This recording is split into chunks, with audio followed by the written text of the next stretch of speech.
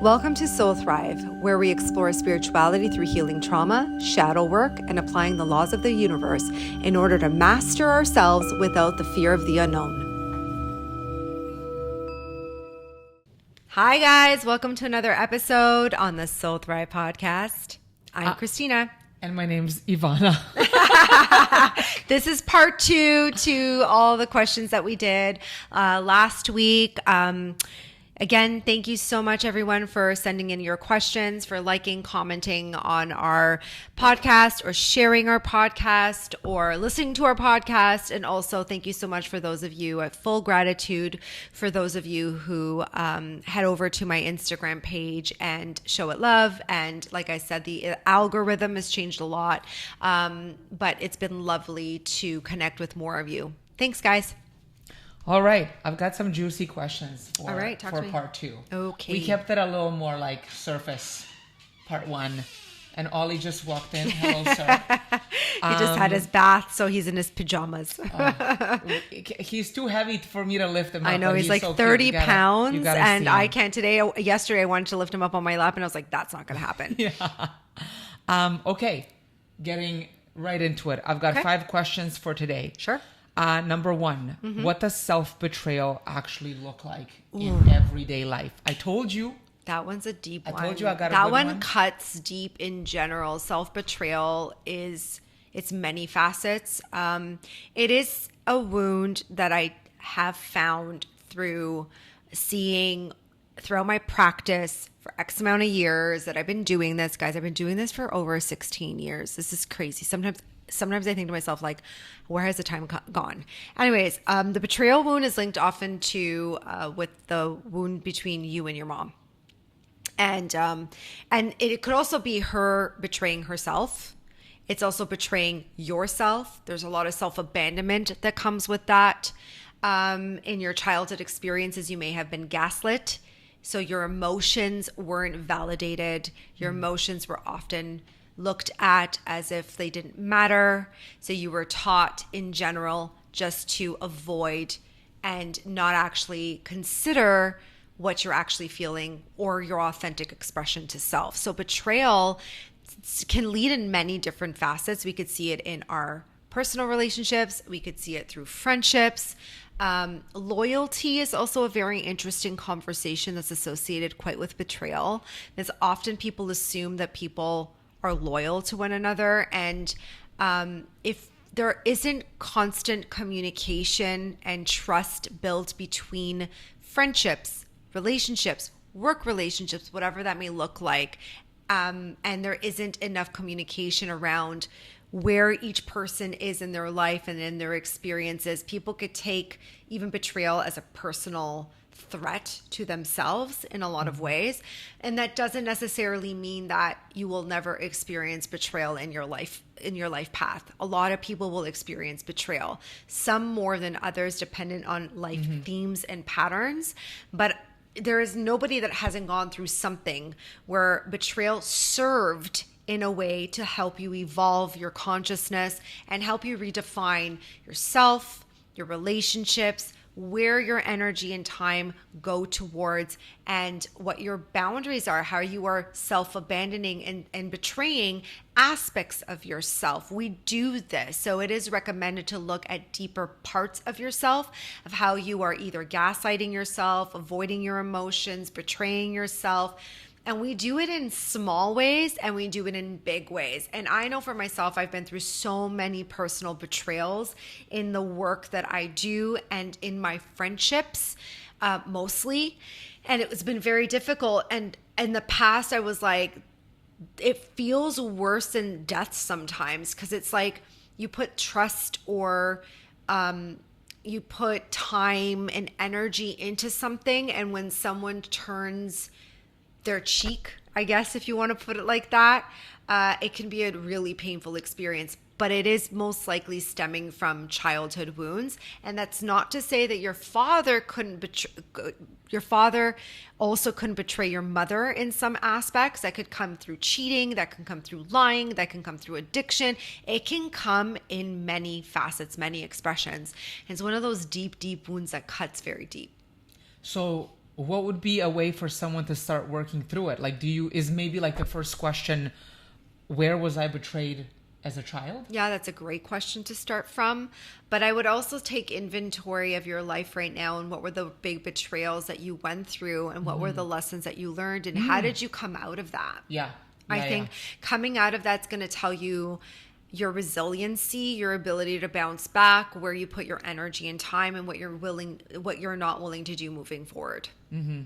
And I think, like, to your point, self-betrayal, I think, is worse than sometimes like outside betrayal. It is one of the most bizarre things that we all do with one another, and it comes from the fact that we had to most likely parent our parents, or most likely we weren't given enough range to fully express our authenticity, so now we have a hard time choosing our own direction ourself because it comes off as being selfish or bad.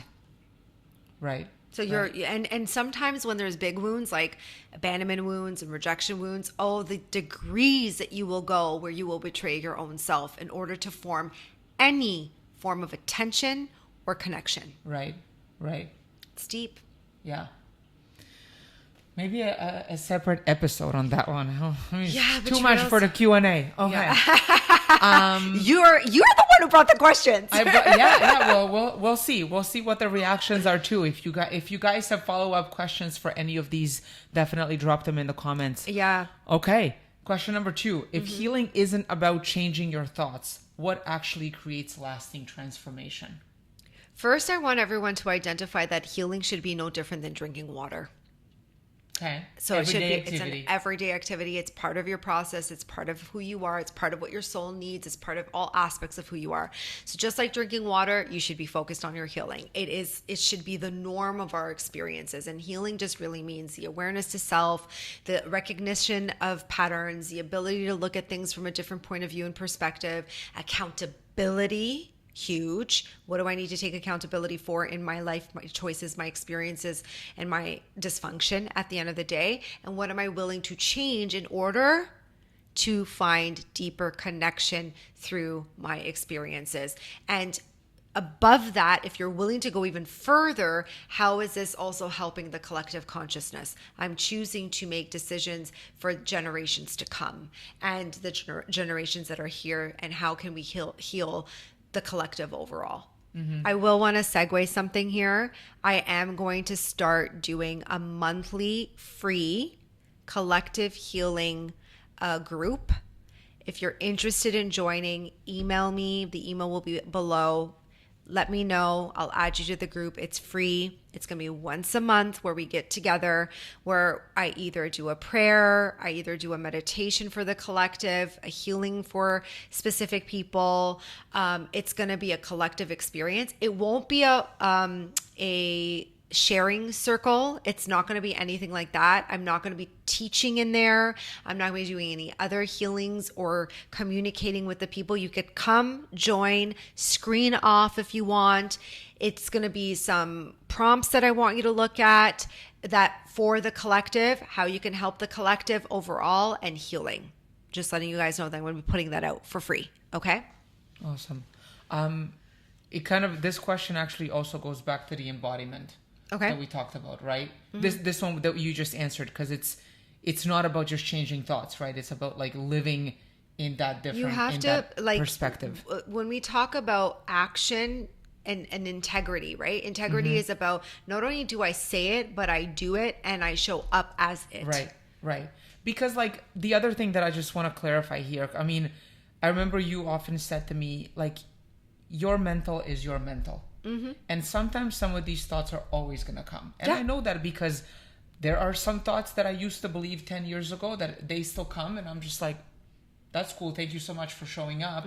I know where you're coming from, but like, they're not as loud, or I don't respond to them in that way. So it's like, it doesn't mean that if you still have some of those thoughts that you're not healing. It's what you do with that matters, right? Yes, of course. It's how you also respond to the thought, right? So like, you know, when we're talking about when you're doing healing work for a very long time, like, it becomes your norm, right? So like I said, it's like drinking water. What starts to happen is observations. You start to become more better at observing what's going on, what the trigger is, what the information is, how this is showing up for you, because it's always about gathering more information so that you can then make decisions for yourself that are going to bring you more joy, harmony, peace, regulation, and safety above everything else, right? So those things are really important.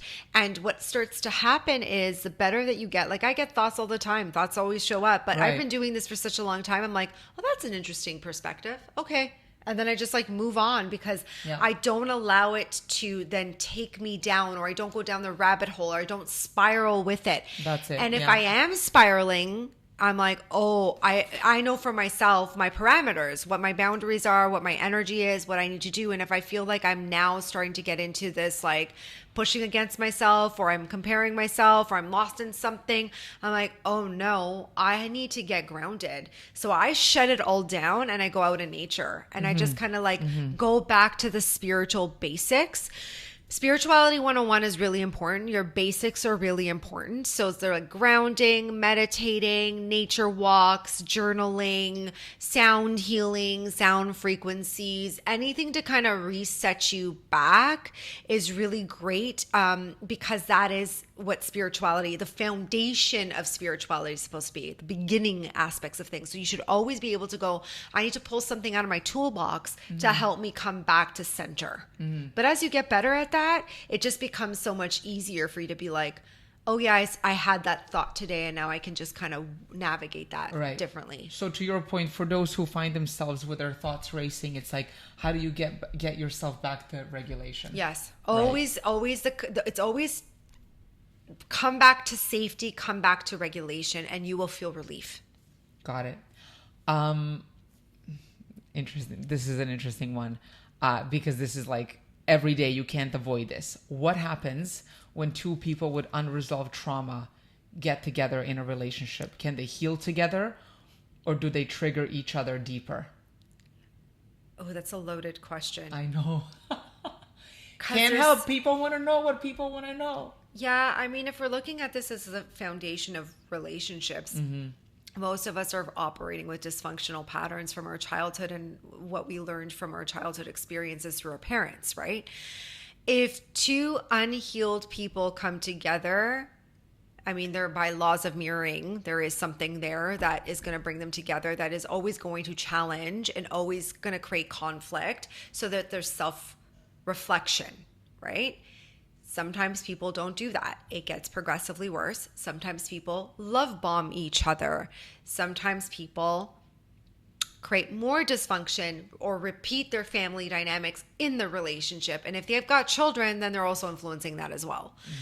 That one's a loaded question because, like I said, I can look at it in so many different types of dynamics, like the codependent with the narcissist, the two people that are, in a trauma bond, two people that are, one person's love bombing the other person.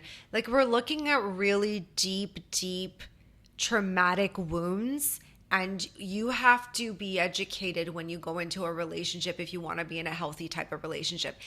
And then add to addictive relationships, right? People who are in addictive patterns as well, and then they get into relationship patterns with that as well. Maybe the question, if we pivot the question to how do you, like, I guess both of them have to be on the same page to work together. Always. Like, we all have unresolved trauma. Yes. Where none of us are perfect. We're all going to come with our shit. Two people come together. You can either continue to stay unaware or unwilling to change, or go through the ups and downs, kind of like, one day it's great and the next day it's horrible, but it is what it is. Or, I mean, because if one person says, I want to work on this and change, and the other person doesn't, you already know where that's going to go.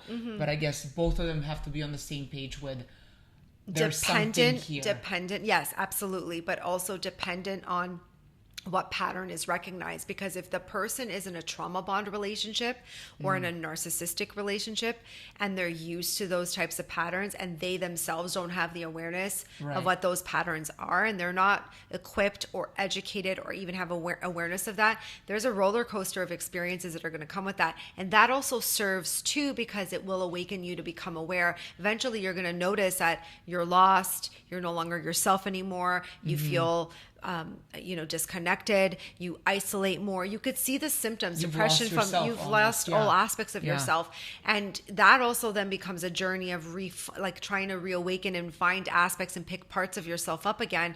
So educating yourself is really big. But here's the thing too: even highly educated people get into these dysfunctions because there is not enough integration. There isn't enough people doing the integration work and embodiment work in order for them to see the dysfunction that they're operating in and what role they're playing in that too. You are not the victim to your circumstances either.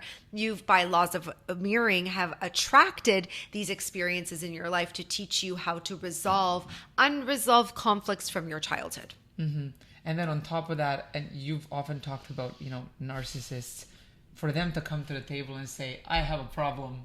Oh, That's rare I mean, as well, it's right? very rare. I've heard that some people, have shown up and tried to do the work, but it's very rare. You have to understand narcissists are extremely deeply wounded, insecure people. They have not only just self-preservation tactics but so many adaptive strategies that's like you don't even know who you're gonna get. And then the codependent too has to be mindful that they're not operating with covert narcissism as well underneath all of that, because they're both operating with deep insecurities. So there's a lot that could be uncovered in those types of dynamics. Yeah. I told you these were a little bit deeper. I guess they're all we could use an episode for each. Yes. Okay, this one you touched on a couple of weeks ago, but I think it's worthwhile bringing it up as well on the podcast. Why does the nervous system resist peace even when peace is exactly what we've been searching for? Because we weren't born in a dynamic where we were registering what peace was supposed to look like to begin with. We grew up in dysfunction.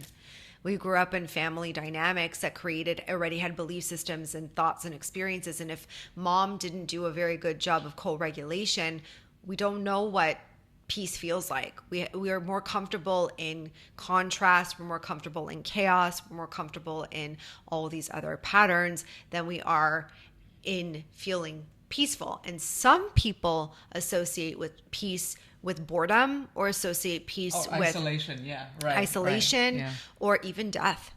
It could feel really scary for someone to go into the direction of complete calm. Because then it's what does that mean? This feeling feels very foreign and unknown for me, and I don't know what to do with that. Right? Because I'm so used to living in the chaos or the scarcity or the dysfunction or the dysregulation. And that's really hard for people to understand what it feels like to just be. How can you just be? So would you say that people with PTSD, CPTSD are the ones who have the hardest time I would. attracting? Yeah. Right. I would. Or could that also come across as, because I'm always thinking about what that looks like in real life with practical peacefulness? Resisting, when your nervous system resists peace. So for example, say if you've attracted finally things in your life are going well. Say you've gotten adjusted to a job. Yeah. But then a recruiter calls you and they're like, here's a new job opportunity. Or something along those lines. And you're perfectly fine where you're at. Mm-hmm.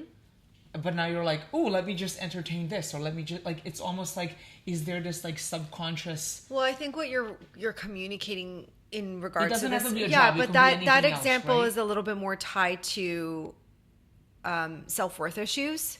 Oh. And low self-esteem again, or attention seeking, right? Because again, it's I just need to, you value me. Oh, you see my worth. Oh, something else is coming in. Oh, wow. Look at the attention of all these experiences that are coming in.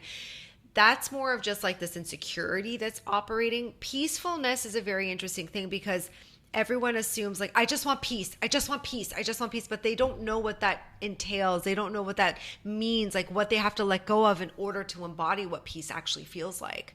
Mm-hmm. And that would mean you would really have to change addictive patterns, addictions in general, adaptations, control, people-pleasing, perfectionism. There's so many things that you would have to change within yourself so you could finally feel safe in who you are. Because when we're talking about peace, safety, really? Yes. What is oh that? my God, yes. Day, right? It really feels and there's a settling into who you actually are.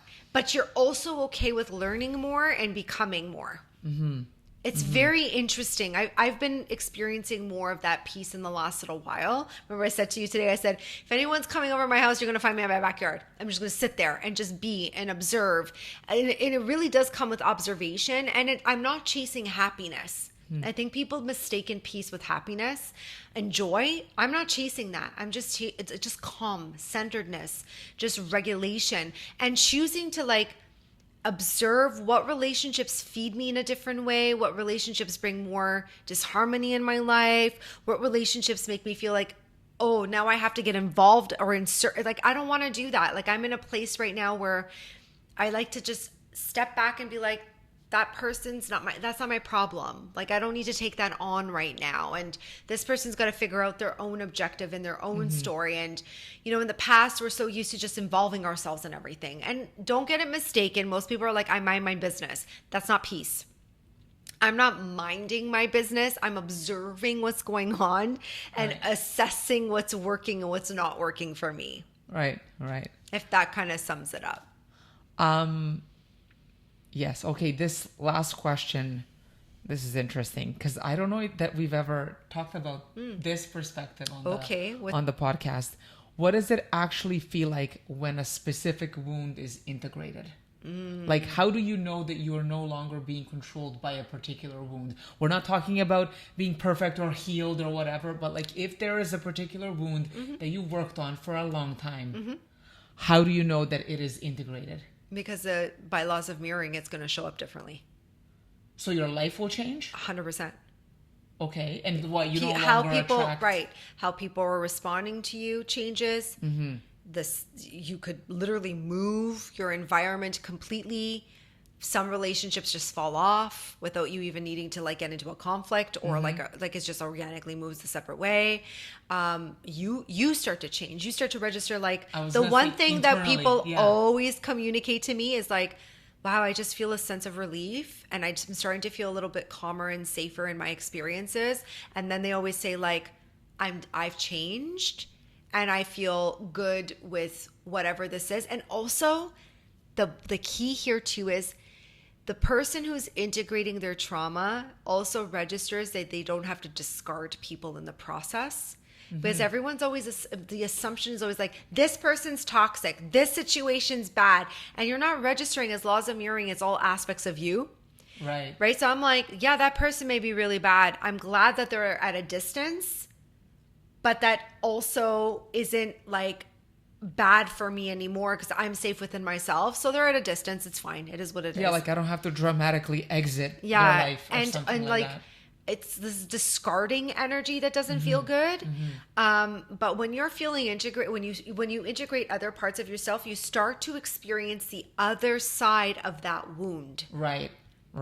Okay. So like if we're looking at wounds like rejection, and we're focusing on integration around rejection, eventually you're going to start moving towards acceptance. And that's going to feel like you accepting experiences for yourself. Whereas before I would just like totally spiral and trigger you. And then you're like, no, actually, I'm okay with that. I register that I reject this or I reject that. So your dialogue starts to change, though your perspective on it starts to change and your reality starts to change. Here's the other thing too. Sometimes also it's gonna flip your entire experience the other way. So it's gonna feel like, whoa, that was something big that I didn't expect at all. Okay, I'm now fully embodying this new way of operating. And this actually feels like I can navigate this no problem. Most people will say, I adopted resiliency. Like they'll be like, oh, I'm being so resilient in this. Actually, no, you've learned something about this and now you're responding with this in a completely different capacity. So now this is an integration, right? Could it also feel like all aspects of your life falling apart? Yeah, I mean, that's when you start to finally, it's like a deconstruction that starts to happen and you're okay with it. I guess that's the internal shift. It's like, well, before it would like freak you out, scare you, you would be dysregulated, but now you're like, oh, I trust the path no matter what happens. Okay. Anything else you want to touch on? this is the last question I had today. No, I think this was lovely. I think these are such good questions, and I'd like more people to write in and ask us questions. And like, no, there is no such thing as a silly question. And even if you want to learn something about the universe from a different perspective, utilize me, guys. I'm a channel, a conduit. I am constantly tapped in, and I love doing this. I love teaching above everything else. It's my favorite thing to do, is teach and help and do the integration work. And I think like that's about it. And I'm excited to hear what you guys have to say. Send us some more questions. Comment on the episode and we'll get to answering them again. Amazing. Thank All right, you. guys. Bye.